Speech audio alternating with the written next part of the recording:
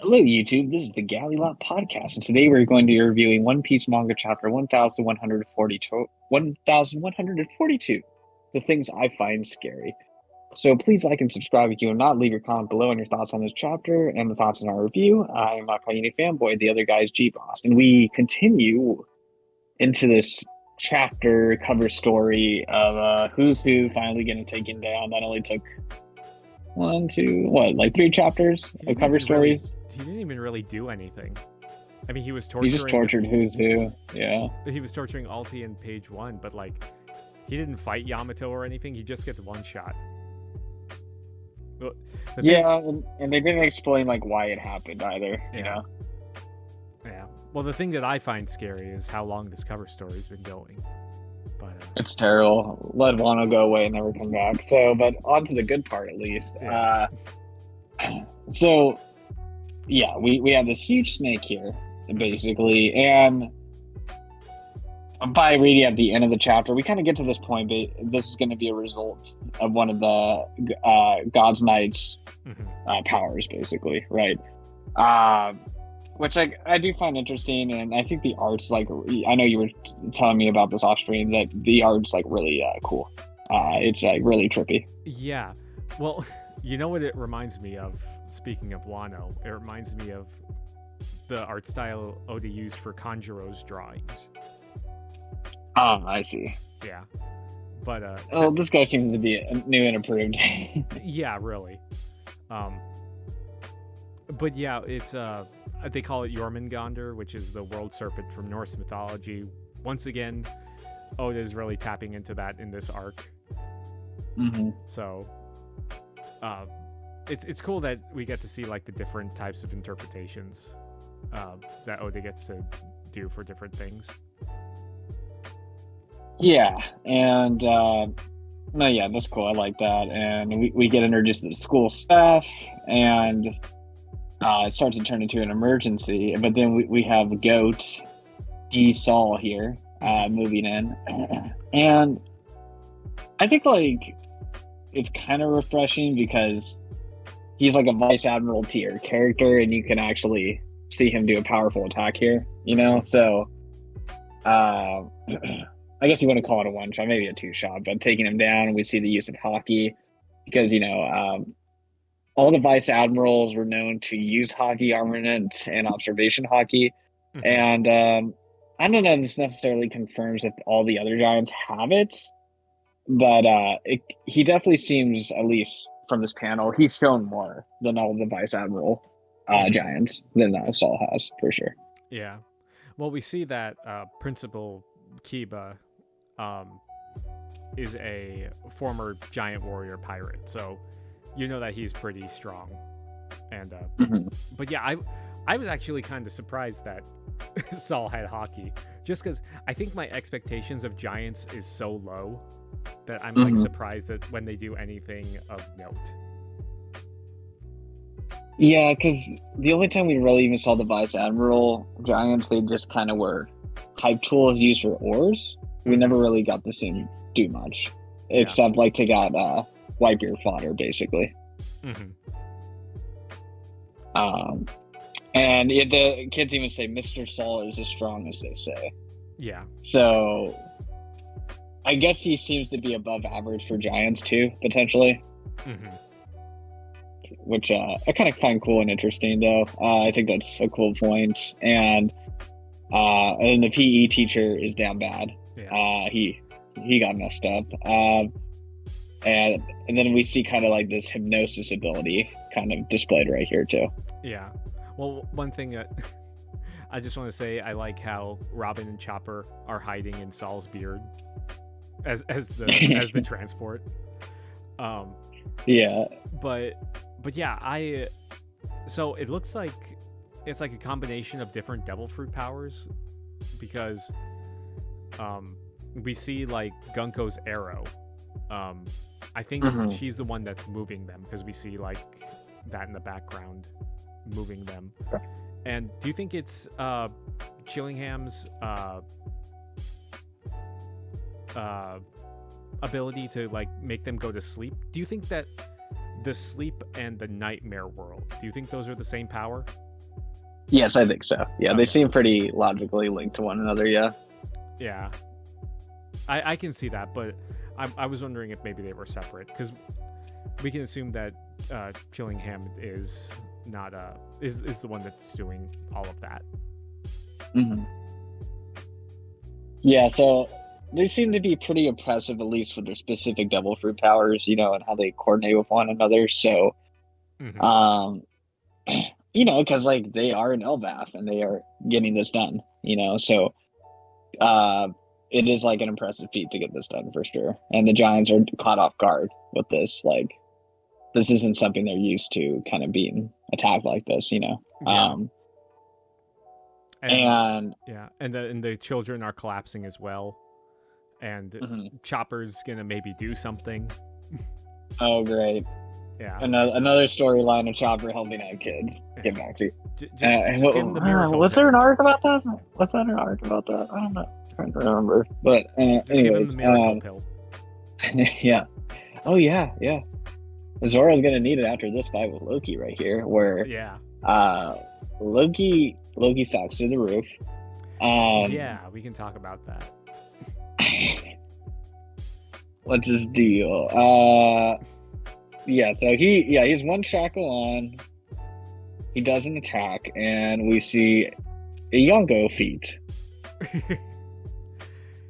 So there's a lot that can be said. So I think it's cool. I think it's a good way. I feel like it's crazy because I feel like that's the only way you can make a character impressive, is to kind of put them at Yonko level at this point. Mm-hmm. So like we're just too far, in the story, Yeah. So is he like causing the thunder to come from his hammer, or is he like summoning it? Because you see kind of like it going all out in the one panel where it's shooting out. I think that's Enel sending back a message saying, "I hear you." Yeah, I got you, bro. I'm not sure. It's kind of unclear here. He's definitely like a menace for sure. I think Zoro would need a couple of the magical pills to heal up again and again, like against Kaido.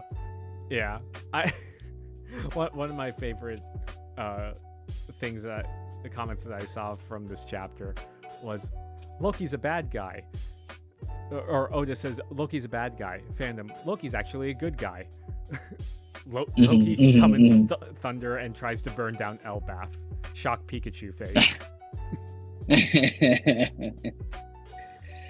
Yeah, and I don't want him, like me personally, I just don't want him to be a good guy, because we've gone through that trope over and over again. Yeah. Where we meet someone that's powerful on an island who seems to be a bad guy, but he turns out to be a good guy. Mm-hmm. Whether it's like Frankie, whether it's Kuros, whether it's Odin, whether it's it started to turn into a long list very quickly, So I'm kind of getting sick of that trope, so I hope it's kind of different. Love his design and everything like that, and that is kind of crazy. Oh yeah, was that lightning? Where's that coming from? So I think this does kind of open the possibility more that there's more Yonko tier characters in the world, I will say one thing.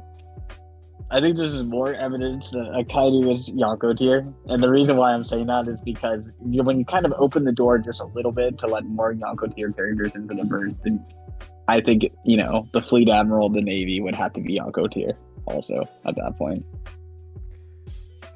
I mean, that's your agenda. It's my agenda, but to also just have all these Yonko tier characters like start frolicking around on the verse and everything like that. I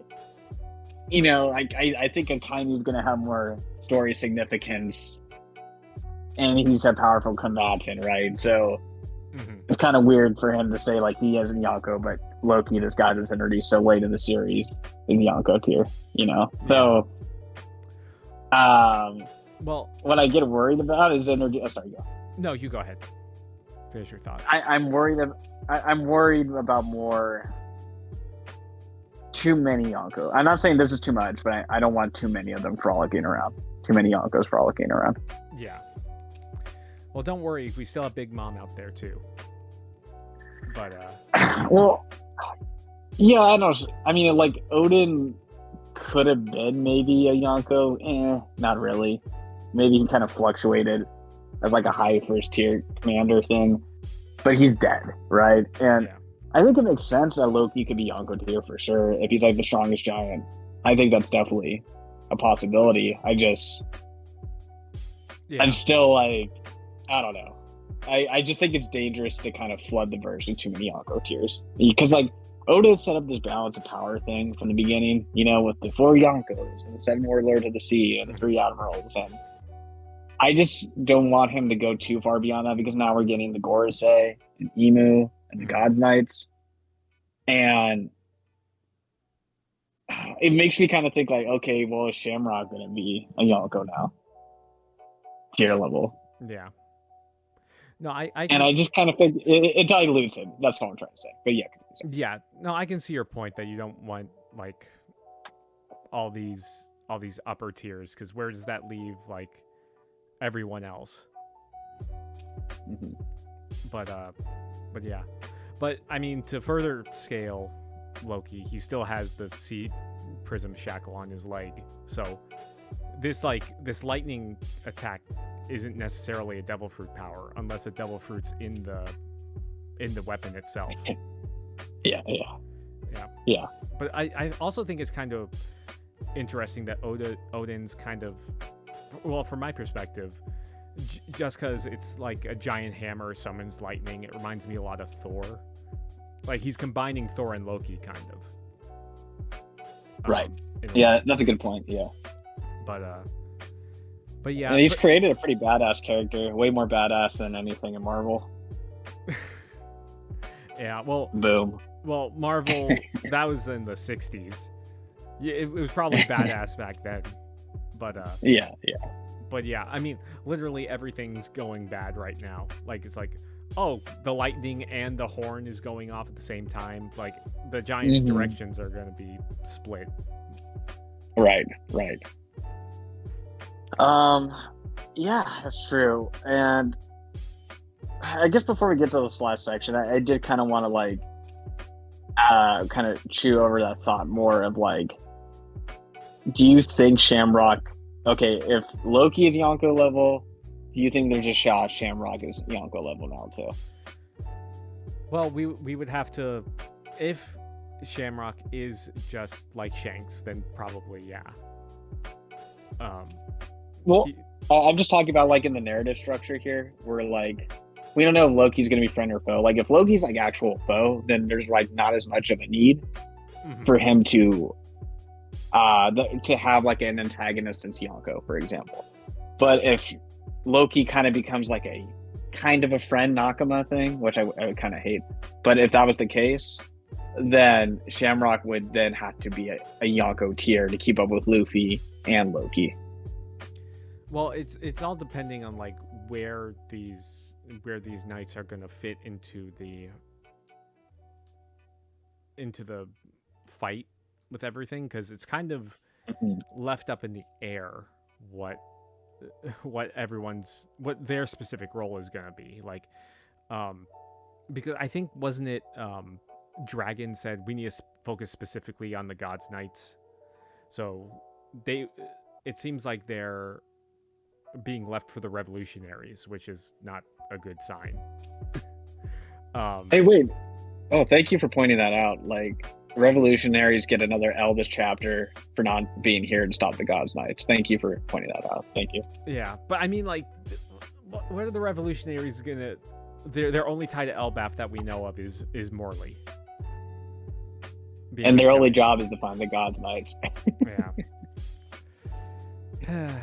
But like, yeah, no, so okay, but I think that's fair. Yeah, I do think these God's Knights are going to end up fighting the Straw Hats. I think it'll be a good way for certain Straw Hats to get some love and some good fights drawn out. So, and I do think Shamrock's going to show up again, and like I said, just for the only way to kind of, for the arc to, I think, to really have a degree of drama, you need a strong antagonist, and if Loki isn't that antagonist, then I think Shamrock was going to have to be around that level to keep up with both Luffy and Loki. Yeah, it would be interesting if like these God's Knights are for the leftover. I'm sorry. The other Straw Hats, because the monster trio's down at Loki right now. So like the remainder 7 could do something with these God's Knights, because maybe like I think Gillingham would be good for like Brooke, maybe, because I don't, just kind of design wise, I kind of feel it, and then maybe Jinbei gets Summers, and I could see Robin dealing with Gunko. Yeah, I was thinking the same thing. Yeah, but yeah, it'll be interesting to see where this goes, because like everyone's being split up, like their attention. Yeah, I think the other 3 God Knights are going to most likely fight like people outside of the monster trio. Yeah. Because I think the monster trio is way too strong for these people, if I had to guess. And then also it gets like some good fights for the other Straw Hats that didn't get as much love in the past 2 arcs, so. But I will say, like, the transition here to getting into the nightmares from the teacher, I actually thought that was like a really cool way. Be like, oh yeah, that's their teacher, and she would know like what's that they're scared about the most, so she could identify it. So I thought that was like a great way to introduce that concept and everything, Yeah. And once again, like a lot of this stuff is like Draugr, Nidogr, Jormungandr. Those are all like Norse related, so again tying that back in. But yeah, I like the transition here to the big double page spread, because I don't know, for me, Oda's double page spreads are kind of like, it doesn't take up a whole 2 pages like this, it's kind of like sectioned off in like 3/4, and then you have panels like in an L shape around it, whereas this one, it's given like a whole 2 pages to fully see it. But yeah, I also really dig the art style, because it does have it is like pretty creepy, but it also has an air of like that child, because it's based on the child's drawings, what their imaginations are. And like, you even see like evil Nika, which we kind of theorized with the mural that there could have been an evil Nika at one point. So it might be something that Oda is kind of putting in there as like teasing what is actually going to be in there. But those are my thoughts. What do you think? So agree with all what you just said. Very well written, creepy, with the child stuff. So one thing that came out, I think, is another sign of Big Mom's on the horizon, was Zeus looking creepy. Like, I'm only half kidding, like, I feel like there might be some symbols here, in a way. One of them looks like the Punk Hazard Dragon right there. And let's see, what else do we got here? Honestly, that weird like ghost entity to the left, far left of it, the panel, that kind of reminds me of Thriller Bark, the big creature over there, that we never really got any confirmation what it was, basically, and let's see, aside from that, there is like kind of that weird little goblin jackal looking thing in the bottom left corner there too. I'm not sure what that could be. That's one of the kids said that the scariest thing was their mommy, so I think that's what that was. That looks like Big Mom too, so Oh yeah, and the big wolf is Fenrir. That's another Norse mythology reference. But yeah, the I would say even like the bird kind of looks like Mars in his Zoan form from the Gorosei. But yeah, I don't know, just something about this double page spread I really enjoy. Yeah, there might be more significance than we may think, you know, or maybe we're overthinking it too much. But I kind of feel like there might be some weird symbols hidden in here. Because Oda usually likes to kind of plant little stuff in here like this. So I think it'll be kind of an interesting thing to think over in the future. But yeah, I think it was interesting to see like Gunko talk about Nika. So I don't know if that was in reference to the Nightmare Nika or what have you. But she definitely seems pretty devoted to her cause and everything too. So she's a pretty serious character. Yeah. I think it's kind of interesting because we see like how the kids are being taught about like their fears and everything, and I'm wondering if like the Gods Knights and in turn the Celestial Dragons maybe know about Nika, and they're taught from their thing like Nika's the worst thing possible, or maybe only those with their knowledge of what Nika is, because I mean we don't know necessarily what Nika is truly. We know that he's supposed to be the sun god and everything, but maybe Imu knows exactly what the true essence of Nika is, and either he truly is like something that instills fear, or it's something that they've been like brainwashed into believing, you know? Right. So, but yeah, I honestly thought it was a pretty terrific chapter. I know I think a lot of people are kind of expecting Loki to pop off, but well, we got a little bit, but I think that might be coming in pretty soon though. Yeah. But the chaos, the good vibes are gone. The chaos is here.